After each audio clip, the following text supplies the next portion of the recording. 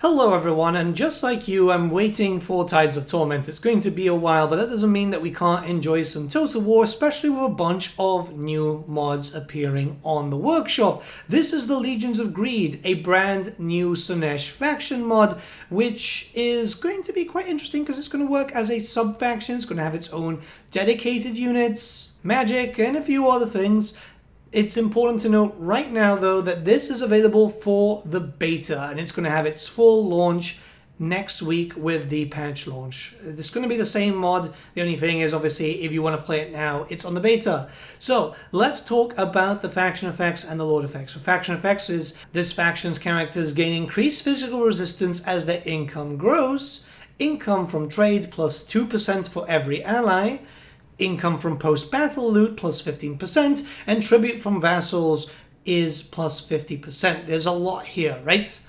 Lord effects are as follows: seduce units budget plus 25%, and passive ability price of patronage. Yeah, this faction is going to focus on a lot of income-based stuff, so let's jump into the campaign, where your campaign is going to be rather interesting. You're going to be starting off in the Badlands, right in the Marshes of Madness, and already you're going to be fighting against the orcs around there. You're going to be really fighting against Queek very, very early on. But that's perfectly fine if you don't want such a hectic campaign. You do start off with a campaign which will allow you to travel to Miragliano on the next turn if you want to go for something a little bit more relaxed. Your character is similar to Azazel. It's a hybrid melee spellcaster, and their specific line is going to focus around boosting up a little bit of corruption, casualty replenishment, more money from post-battle, upkeep reduction is quite good there, and boosting up the troopers that are specific to you just to really get them as powerful as possible.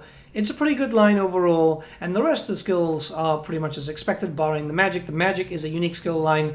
It's going to be a unique lore of magic, which we'll talk about a little bit later on down the line. Overall, it's kind of Azazel style, so if you're used to playing as Azazel, you're going to have no problems with this character whatsoever. Remember, this character does get stronger as you start playing around and getting some cash, some skills. The armor value is pretty low, but other than that, she's pretty damn good at sniping out some characters. You'll also have access to a full set, and this is 3 items that you'll get at rank 6, all 3 of them. It's very theming there. Remember that recently sometimes items that are received sometimes don't get automatically equipped, but yeah, these items are very, very strong because it can get you a lot more ward save, regeneration, which is very, very useful. It's not going to take too long to be able to get these items if you're fighting Queek very early on. Your base tech tree will remain the same, so you'll be gaining all the upkeep reductions and all the bonuses that you want from your normal campaigns anyway, but you will also have access to a new line at the bottom, well, multiple smaller lines, which will have different bonuses. Some is going to increase your seduction or even get you more money from your vassals. A lot of this is going to be focused around cash, because the more cash you have, the better in general.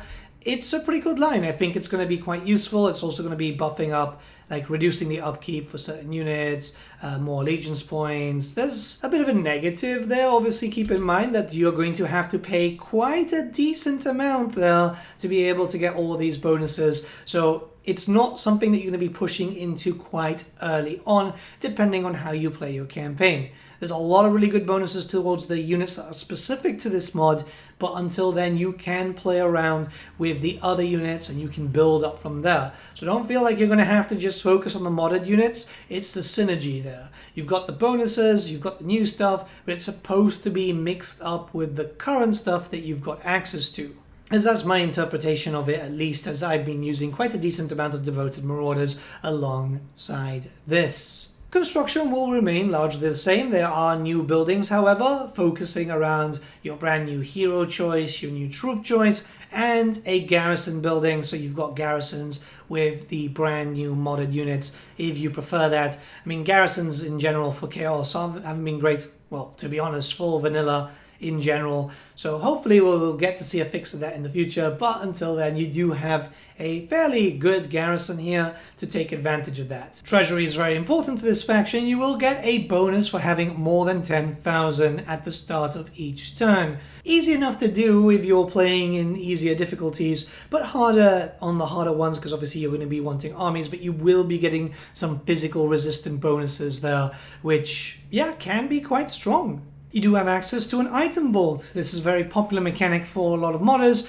and this will give you some units and a bunch of different items, very powerful ones at that, but it will cost you treasury and devotees very early on. You will not really take advantage of this because devotees are kind of hard to come by until you start getting that momentum going, and then afterwards it's going to be relatively quickly. As you can see, there are multiple different types, and there is arrow keys because this is quite large. It does mean that you can make your lords really powerful given some time, so I can imagine that you wouldn't have too much of a problem playing in the harder difficulties, maybe if you want to set a challenge for yourself. But not gonna lie, I keep forgetting about this mechanic, and it's not because of the mod, I just forget that it exists in the vanilla factions too, barring just the dwarf one. I think it just needs a really big arrow saying, hey, you forgot to use this.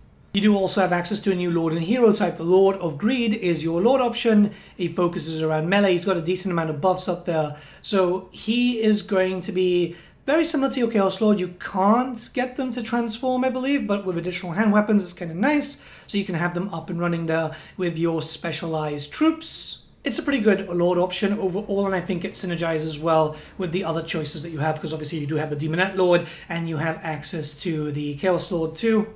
Then you've got access to a Sorcerer of Greed, which is going to be your basic spellcaster. We'll go over the lore in a second. He's got some abilities there, well, skill points to be able to either reduce the cooldown and so on, just like everything that you expect from a vanilla character. It's a new type of magic for you. It's going to have a bit of attacks and defense. The idea here is, again, you can use this alongside the Lore of Shadows and the Lore of Slaanesh just to give you some extra toys. And I think that works out really well because Laws of Magic are really, really cool. I mean, the High Elves are now going to get, what, a 10th spell lore? I think they've got access to the 8 color laws and then they've got high magic. But Chaos factions, unfortunately, are kind of limited when it comes to what magic they generally will have access to. That's not a CA thing, it's more of a, this is the law.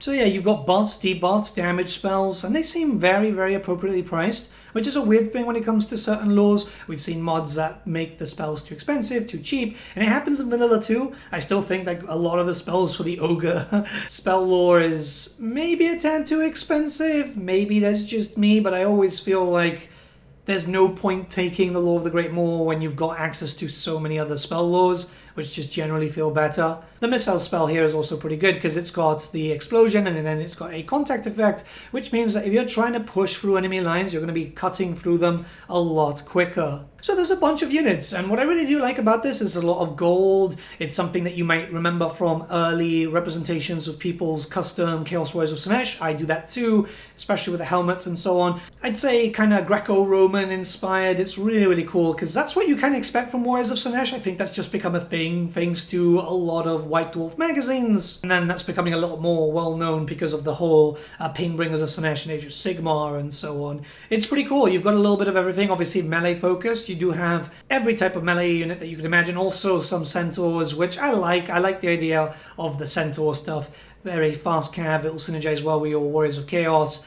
The big monsters are also pretty damn cool too. It's just two, right? A single entity monster and then a really big one based on the Hero Titan. Hoplites are probably my favorite, mostly because I've been trying to source shields for my Chaos Warriors like that. I really want to do something special for my Chaos Warriors of Slaanesh army. It's getting closer and closer to completion. Just really need more shields and more of the helmets, but yeah, the Hellstrider of Slaanesh kit isn't cheap, and you only get like 6 helmets per kit. You can just use all the modded units and that's it, but I do feel like they synergize very, very well with the other units available to you. You've got Chaos Warriors, obviously, and then you do have some demons. You don't have a lot of fast movement here, which can be a bit of a negative if you're only using this, especially since your Lord is generally quite fast, and you do have the fast flyers too, the whole Angel Valkyrie thing, which fits very well with Slaanesh. But Hellstriders, you know, and all the different types of chariots that Slaanesh has, those will work very, very well here. The man options look wonderful, by the way. It's just Chaos Horses, obviously, but they've got the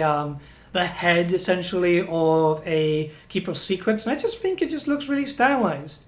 It's one of those things where you kind of want mounts to look a little bit more style to the specific god that your troops are following.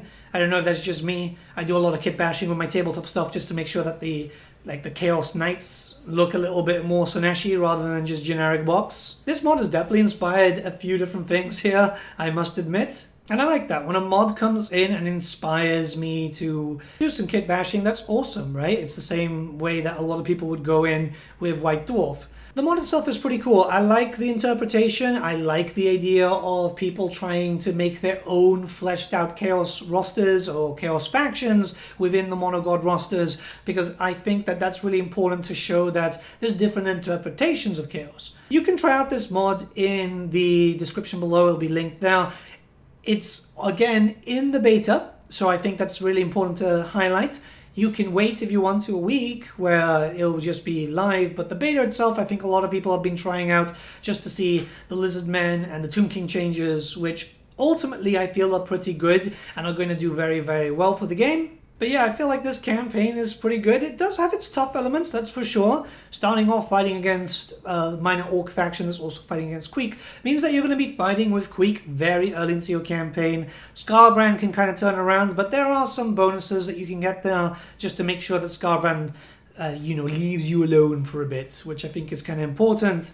You can always move, and I've tried a little bit in Miragliano, it's perfectly fine. This mod is definitely going to be a fun way for you to pass the time whilst waiting for the Tides of Torment release. Let me know what your thoughts are in the comments below. Let's start a bit of discussion, and I'll see you all again very, very soon, guys. Have a good day.